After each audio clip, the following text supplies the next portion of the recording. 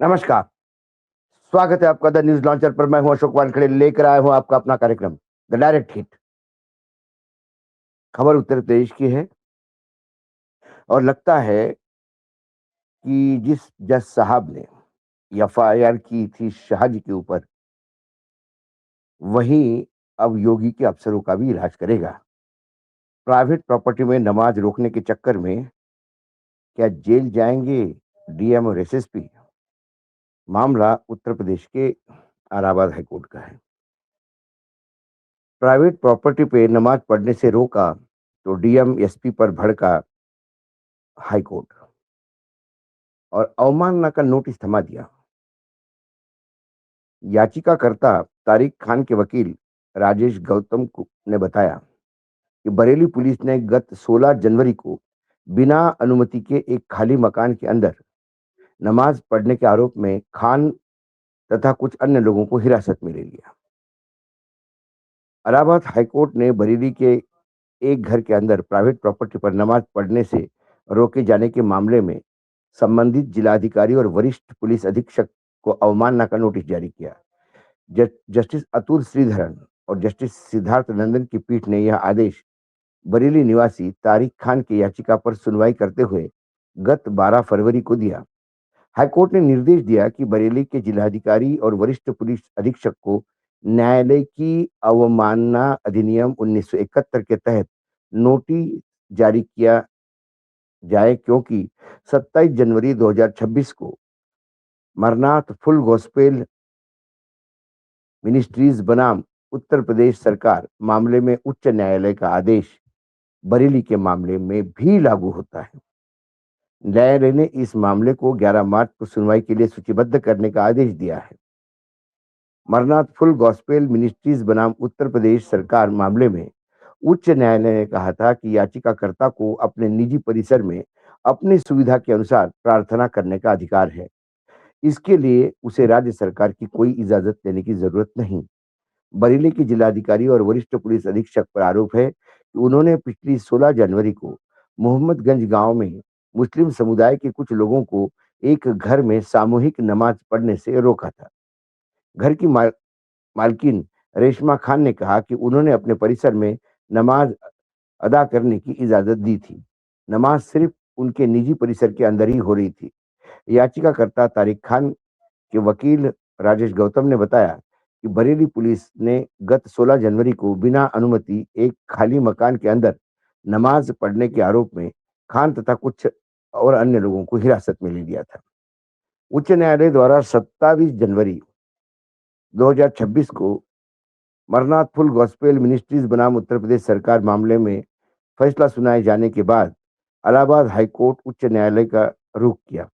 न्यायालय से निर्देश की गुजारिश की कि रमजान के महीने में उन्हें तथा अन्य लोगों को परिसर में नमाज पढ़ने से रोका न जाए। गौतम ने बताया कि मारनाथ फुल गॉस्पेल मिनिस्ट्रीज बनाम उत्तर प्रदेश सरकार मामले में फैसला सुनाने के बाद याचिकाकर्ता को गत 28 जनवरी को बरेली के जिला अधिकारी और वरिष्ठ पुलिस अधीक्षक के समक्ष व्यक्तिगत रूप से और 2 फरवरी को पंजीकृत डाक के माध्यम से एक प्रार्थना पत्र भेजकर रमजान के महीने में उस परिसर में नमाज अदा करने की अनुमति मांगी थी। अब इसमें 2 चीजें बड़ी महत्वपूर्ण हैं कि ये जो केस है Maranatha full gospel versus UP government, ये असल क्रिश्चियन समाज का केस था। इमैनुअल ग्रेस चैरिटेबल ट्रस्ट के कुछ लोगों को प्रार्थना करने से रोका गया था।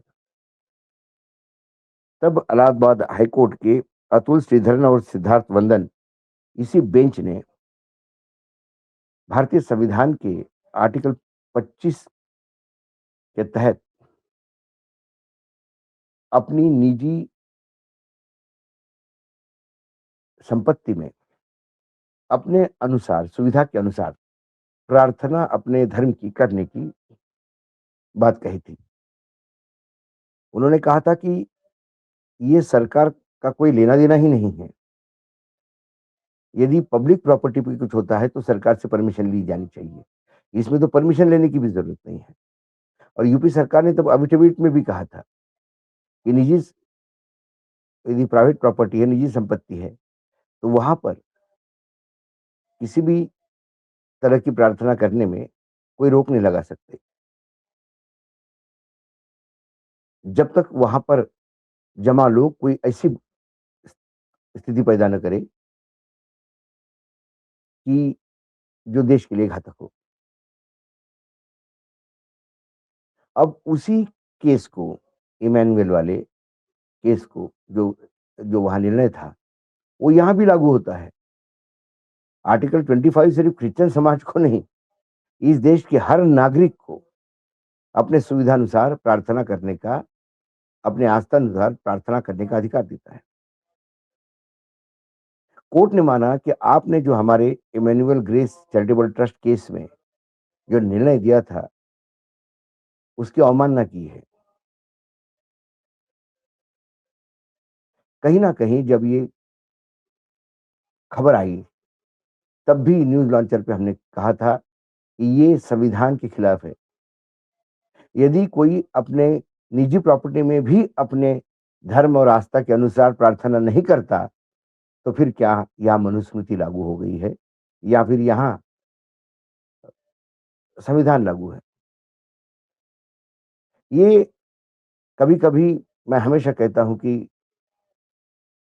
कोर्ट में कहा जाता था पहले कि जज साहब के सामने केस या फेस ये चलता है, ये मज़ाक में लोग कहते थे, वकील लोग। लेकिन अब केस किस जज के पास जाता है, ये मायना रखता है। अतुल श्रीधरन एक ऐसे न्यायाधीश है, जिसकी ईमानदारी के कसीदे पढ़े जाते हैं।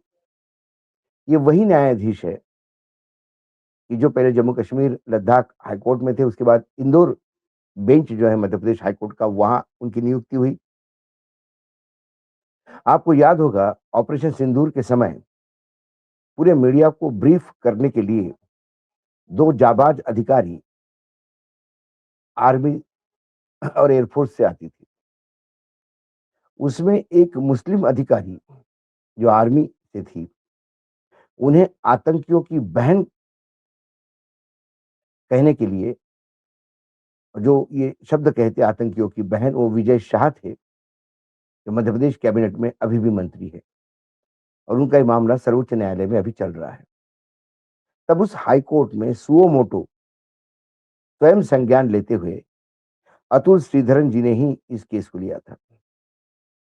अब अपने मंत्री के खिलाफ यदि कोई जज सुओ मोटो या स्वयं संज्ञान लेके कोई पब्लिक रिट पिटिशन फाइल करवा ले, तो दिल्ली की नज़र तो टेढ़ी होगी, क्योंकि वहाँ विजय शाह, तो फिर ऊपर अमित शाह तो नाराज़ होंगे ही, क्योंकि डबल इंजन की सरकार है मध्य प्रदेश में। इसी बीच अतुल श्रीधरन की बेटी, जिसने लॉ डिग्री पूरी की और वो इंदौर हाई कोर्ट में प्रैक्टिस करना चाहती थी, उसको देखते हुए अतुल श्रीधरन जी ने सर्वोच्च न्यायालय के कॉलेजियम को लिखा, क्योंकि मेरी बेटी इंदौर में प्रैक्टिस करना चाहती है और मैं वर्तमान में इंदौर में हूँ, तो मुझे किसी और अन्य हाई कोर्ट में तबादला किया जाए।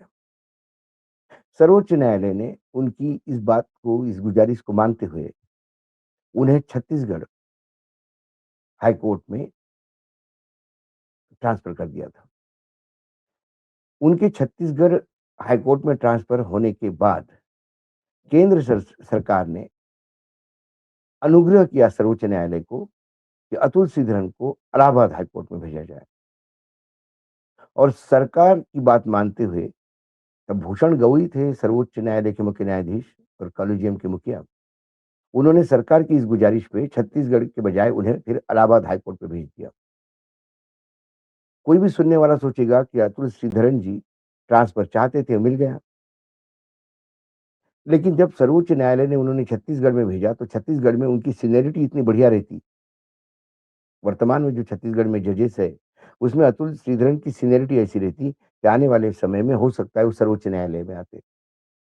ये चीज़ केंद्र सरकार ने भाँप ली और उन्हें इलाहाबाद हाई कोर्ट में भेज दिया, जहाँ कई जजों के बीच वो काफ़ी जूनियर माने गए और अपने रिटायरमेंट तक वो कभी सर्वोच्च न्यायालय नहीं जा सकते। जब तक कि कोई पंचोली जैसी कोई जज ज जो अभी जज पंचोली साहब जो हाई कोर्ट से सुप्रीम कोर्ट गए, उनके जैसा कोई केस ना हो जो आउट ऑफ टर्न किया जाए, जिसमें जस्टिस नागरत्ना ने कोलिजियम ने बहुत स्ट्रांगली अपना पक्ष रखा था कि इनको एलिवेट नहीं करना चाहिए।